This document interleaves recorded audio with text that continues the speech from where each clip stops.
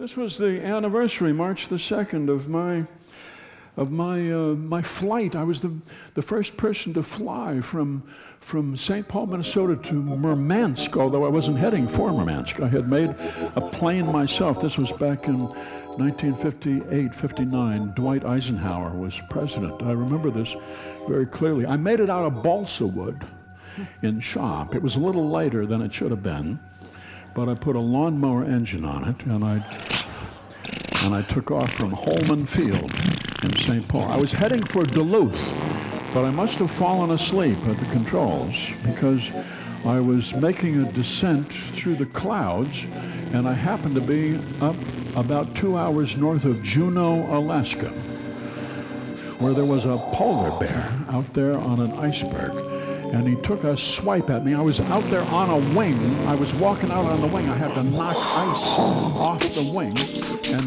and I sort of cracked one wing, but it stayed up in the air, and this polar bear was there on the iceberg, and he took a big swatch with his fist, and he tore my Boy Scout insignia off my left shoulder.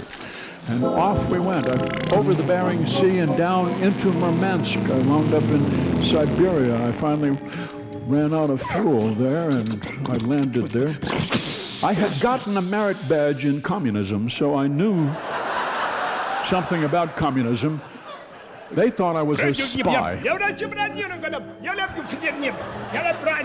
A rare Siberian dialect. Few people know this language.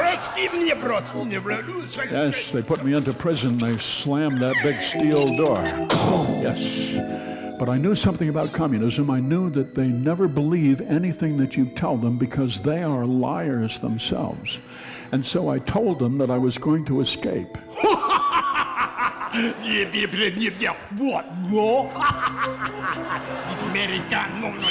So they let me out, and I got back in the plane, and I headed off. I headed back for St. Paul. I was tired. I was half asleep as I was heading back home.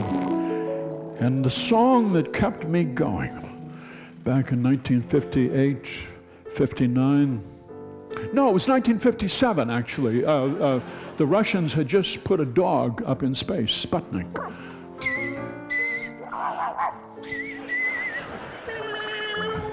Oh, and it wasn't March, it was January, actually.